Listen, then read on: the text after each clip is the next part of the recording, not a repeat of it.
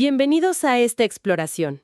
Hoy tenemos sobre la mesa unos materiales de un curso sobre redacción de artículos científicos. Así es. Y el objetivo parece claro, ¿no? Ofrecer herramientas para crear textos de calidad. Textos que lleguen a revistas especializadas, pero que sobre todo comuniquen bien el valor de una investigación. Exacto. Pero me pregunto, ¿es solo cuestión de seguir una receta? ¿O hay algo más estratégico en cómo se estructura y presenta un artículo hoy en día? Digo, ¿no basta ya con tener buenos resultados? Pues esa es la cuestión central, ¿verdad? Tener una investigación sólida es la base, claro, indispensable. Pero hoy, con el volumen de publicaciones que hay, es enorme. Uf, sí. La forma en que comunicas esos hallazgos es casi tan importante como los hallazgos mismos. La comunicación científica tiene sus reglas, sus formatos esperados. Sus códigos, digamos. Eso, sus códigos. Y estos apuntes que vamos a revisar se centran justo en eso. No solo en qué decir, sino en cómo decirlo eficazmente, para que tu trabajo lo encuentren, lo lean, lo entiendan. Claro. Vamos a ver la arquitectura general y luego nos vamos a detener en 3 elementos clave, que según esto son cruciales para la visibilidad y la primera impresión: el título, el resumen y las palabras clave. ¿Entendido? O sea, no es solo cumplir, es estrategia de comunicación. Pues empecemos por ahí, por la arquitectura, el esqueleto del artículo.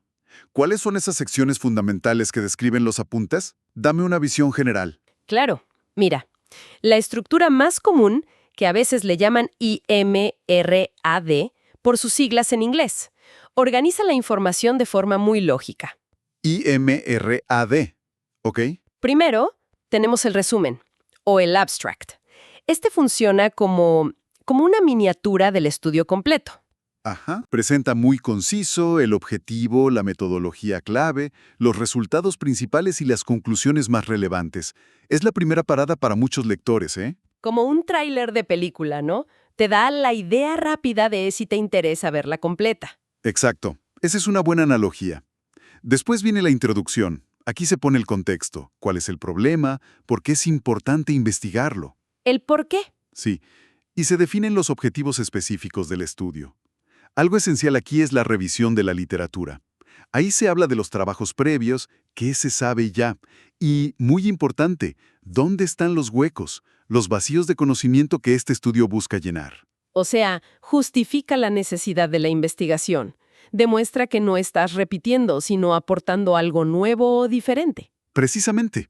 Luego sigue la metodología. Esta es vital para la transparencia y la replicabilidad, dos pilares de la ciencia. Fundamental. Aquí se describe con detalle el diseño, cómo se seleccionaron las muestras o participantes, qué procedimientos se siguieron, qué técnicas, qué instrumentos se usaron para recolectar los datos y cómo se analizaron. La idea es que otro investigador pueda entender perfecto qué se hizo. ¿Y replicarlo, idealmente? Eso. Es como la caja de herramientas y el manual de instrucciones, digamos. Ajá, me gusta esa imagen. Esencial para la validación por pares. Totalmente. A continuación, vienen los resultados. En esta sección se presentan los hallazgos, de manera objetiva, clara, ordenada.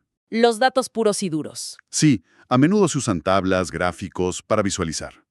Un punto clave que recalcan estos apuntes es que aquí, en general, solo se presentan los datos, sin interpretarlos mucho todavía. Ok, solo los hechos. ¿Y la interpretación más profunda dónde viene? Esa es la función de la discusión. Aquí es donde se le da sentido a los resultados. Se interpretan, se comparan con otros estudios, los que mencionaste en la introducción. Ah, se conecta todo. Exacto. Se discuten las implicaciones, teóricas o prácticas. Se destaca la contribución del estudio y, algo muy importante, se reconocen las limitaciones de tu propia investigación. La honestidad científica. Ahí es donde se conectan los puntos y se argumenta el valor de lo encontrado con sus matices. Suena como el corazón argumentativo del artículo. Lo es, en muchos sentidos. Después suele haber una conclusión. Esta sección resume los aportes principales, enfatiza la relevancia del estudio y a menudo sugiere futuras investigaciones. El para llevar del estudio. Sí, y una mirada al futuro. Es un cierre conciso que refuerza el mensaje clave. Bien. Y finalmente, las referencias. La lista detallada de todas las fuentes citadas. Artículos, libros, todo. Ajá. Y debe seguir un estilo de citación específico. APA, Vancouver, el que pida la revista, de forma rigurosa. Esto da crédito, claro, pero también permite a otros verificar o profundizar. Ya veo. Es una estructura muy lógica, diseñada para guiar al lector paso a paso. Y cada pieza tiene su razón de ser, su función estratégica. Ahora, entremos a esas 3 piezas clave que deciden si alguien se detiene a leer. Título, resumen, palabras clave. Empecemos por la fachada, el título. ¿Qué lo hace efectivo según estos apuntes? El título es fundamental. Es el primer filtro. Los materiales enfatizan varias cosas. Primero, debe ser informativo, o sea, reflejar el tema central y el objetivo del estudio de forma directa, precisa. Hay que evitar títulos vagos, ¿sabes? Que no te dice nada. Exacto, que con solo leerlo sepas de qué va la investigación. Ok, informativo. ¿Qué más? Segundo, la concisión. Clave. Usar solo las palabras indispensables. Estos apuntes sugieren un rango, como de 8 a 15 palabras, sin pasarse de unos 120 caracteres. Esto lo hace más claro y facilita su indexación en bases de datos. Ah, el eterno reto de la brevedad en la ciencia. Decir mucho con poquito. Sin duda. Tercero, debe ser específico y atractivo. Tiene que captar el interés, pero, ojo, sin sacrificar el rigor académico. Claro, no es un titular de revista de chismes. No, para nada. Hay que evitar ambigüedades o tecnicismos súper excesivos, a menos que la revista sea muy especializada. Encontrar ese equilibrio entre llamar la atención y ser científicamente preciso suena delicado. Lo es. Cuarto, si se puede y tiene sentido, debería incluir palabras clave importantes del estudio. Aunque sin forzarlo, ¿eh? Esto ayuda en las búsquedas. Mejora la visibilidad. Eso. Y por último, el lenguaje debe ser objetivo y formal. Se recomienda evitar adjetivos calificativos innecesarios. Eso de novedoso, importante, mejor que el contenido lo demuestre. Y nada de frases subjetivas. Entonces, si entiendo bien, el título no es una ocurrencia de último momento. Para nada. Es una herramienta estratégica, diseñada para atraer a la audiencia correcta y comunicar la esencia del trabajo, ¡pum!, al instante. Una mala elección aquí y un buen estudio puede quedar en el olvido. Esa es la idea central. Es la puerta de entrada, y tiene que ser la correcta. Bien, puerta de entrada superada. Ahora, el resumen. Los apuntes lo llaman la ventana o carta de presentación. Suena importante. ¿Por qué se le da tanto peso? Porque en la práctica, para muchísimos investigadores y profesionales, el resumen es digamos, el segundo y último filtro. Ah, mira. Después del título, es lo que leen para decidir si invierten tiempo en el artículo completo. Piensa que muchas bases de datos solo muestran título y resumen. Claro, tiene sentido. Por eso es una ventana. Te permite asomarte al interior. Si esa vista no es clara o no es atractiva, pues la ventana se cierra y adiós. Lógico. Si el resumen no convence o no está claro, pocos seguirán adelante. ¿Qué características debe tener para cumplir bien esa función? Estos materiales destacan varios puntos. Primero, la longitud. Es limitada, usualmente entre 150 y 250 palabras. Pero ojo, siempre hay que revisar las normas de la revista. Cada revista tiene sus reglas, sí. Segundo, y esto es fundamental, debe responder a 4 preguntas clave sobre el estudio. ¿Cuál fue el objetivo? ¿Qué metodología se siguió? Los aspectos clave, nada más. ¿Cuáles fueron los resultados principales y qué conclusiones importantes se sacaron? Es como un mini artículo. Me imagino que quien lo escribe debe tener esa lista mental. Respondí estas 4 preguntas de forma clara y concisa. Exactamente. Y hay otras características esenciales. Claridad, lenguaje directo, sin tanta jerga, sin ambigüedades.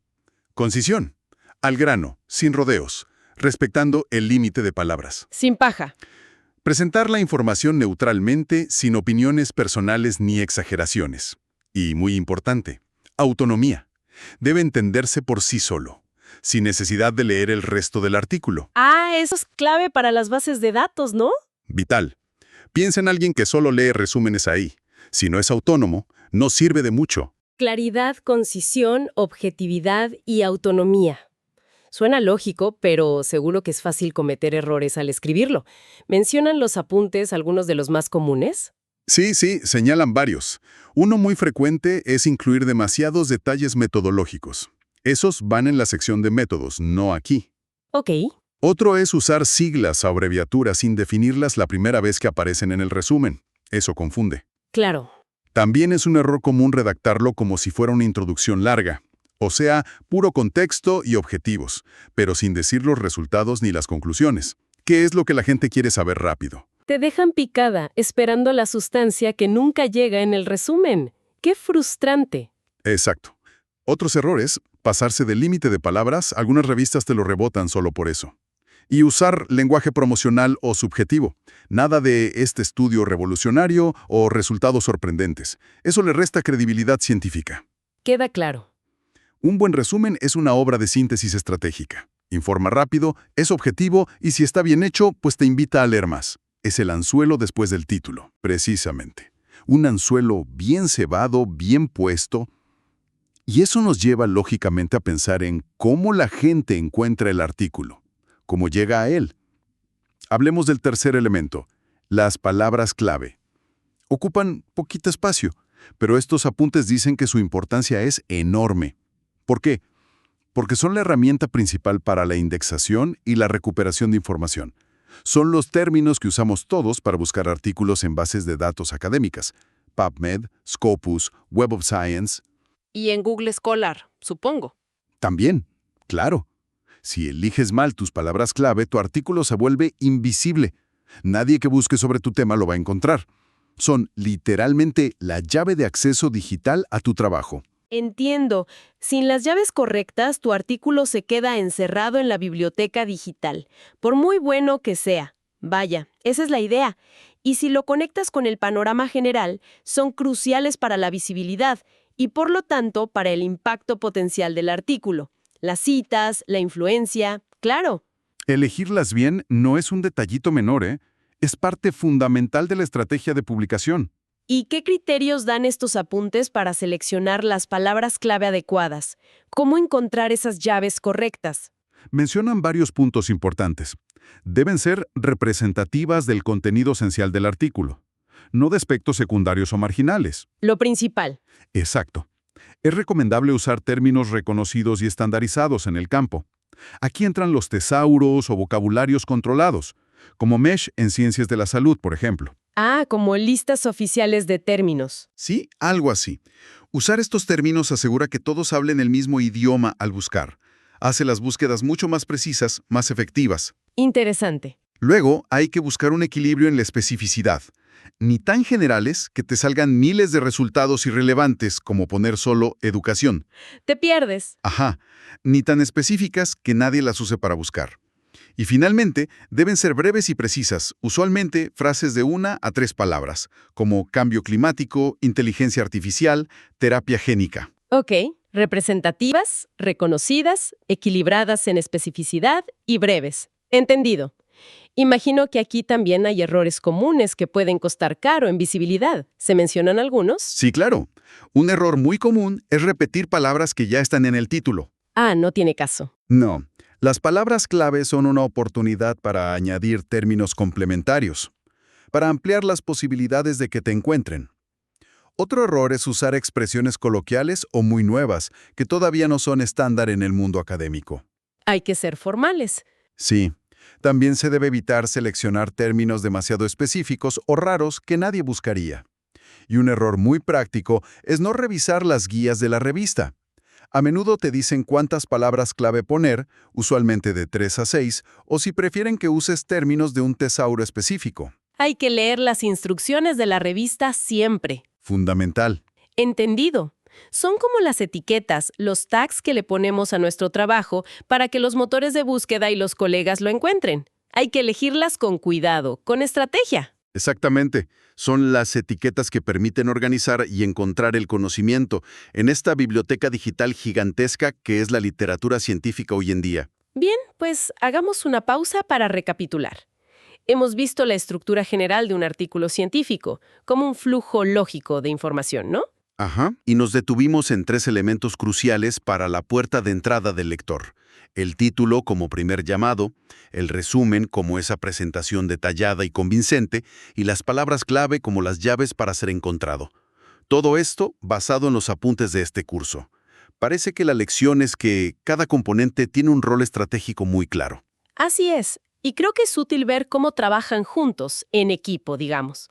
Un buen título atrae la mirada. Un resumen claro y completo convence de la relevancia. Y unas palabras clave bien elegidas aseguran que quienes deben encontrarlo lo hagan. Funcionan en sinergia. Exacto. Y esto nos lleva a una pregunta importante para cualquiera que escriba.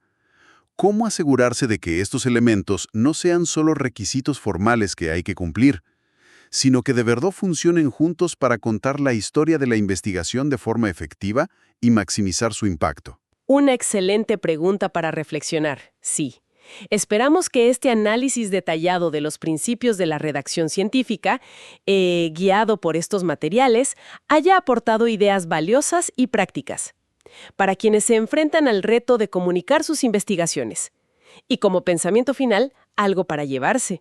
Hemos hablado mucho de estructura, de reglas, de objetividad. Todo eso es fundamental en la ciencia, por supuesto. Pero, ¿cómo equilibramos ese rigor necesario con una narrativa que, sin perder precisión, logre conectar con el lector, que transmita la esencia del descubrimiento y, sobre todo, comunique por qué importa? Buena pregunta. Existe un arte dentro de esta ciencia de la escritura académica. ¿Dónde reside esa habilidad para hacer que la ciencia no solo sea rigurosa, sino también, comprensible y relevante para más gente?